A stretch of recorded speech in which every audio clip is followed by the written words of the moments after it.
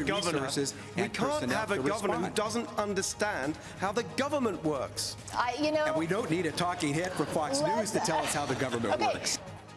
Tonight at 11, the gloves come off as 8 candidates for governor spar in a raucous TV debate that was marked by numerous chaotic interruptions and tense exchanges among the candidates. So did any of the candidates make a standout impression? Eyewitness News reporter Liz Nagy joining us now to give us a closer look at tonight's feisty debate. Liz. Well, Mark, it was the voters' first full lineup, and the 8 remaining candidates clamoring to become California's next governor. Tonight was voters' only chance to compare candidates side by side in real time before ballots start landing in mailboxes in a matter of days. If you don't have any health care, what are you going to do? 6 Democrats and 2 Republicans sought every second to speak louder or land a shot that could take down a close polling opponent. Former Health and Human Services Secretary Javier Becerra fired across the aisle first. First thing we have to do is stop Steve Hilton's daddy, who has endorsed him and said that's what we got to do, from becoming the next governor of the state of California. With the backing of President Trump, Steve Hilton is trying to reclaim California's governor's office for the first time since Arnold Schwarzenegger. And for now, he's leading the pack, but barely. We've had the same people in charge for 16 years now. And because it's such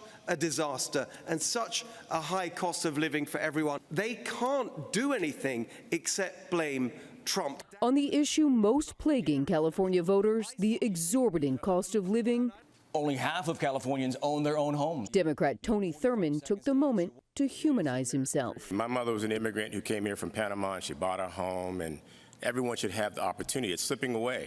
And as governor, the first thing I'll do is provide down payment assistance grants to those who want to own a home. Former L.A. Mayor Antonio Villaraigosa. I've argued that we need to have first-time buyer assistance, $25 billion initiative at no cost to the taxpayer. While California residents begin casting ballots, they're paying more for gas than drivers across the country. San Jose Mayor Matt Mahan weighed in. I'm the only candidate on this stage who has pledged to suspend and then reform the gas tax. It is the most regressive tax in California. Billionaire investor Tom Steyer, the leading Democrat, and former Orange County Representative Katie Porter clashed over taxes. It's true the fossil fuel companies are still providing gasoline to us at inflated prices. We need to make them pay for the costs. I think what we should be asking you is, how about profiteers pay? You paid the lowest tax rate on this stage, and yet you made the billions that you're using to fund your campaign off fossil fuels. Staunch Republican and Riverside County Sheriff Chad Bianco made it clear he's fed up. I'm terrified that one of these people are going to be your next governor, and these kids are all going to have to move. This is absolutely ridiculous. We're lying to we're not taking responsibility for failed Democrat policies. If you have any ideas, share them. Otherwise, stop wasting the public's dollars to steal ballots and to try and keep people from voting.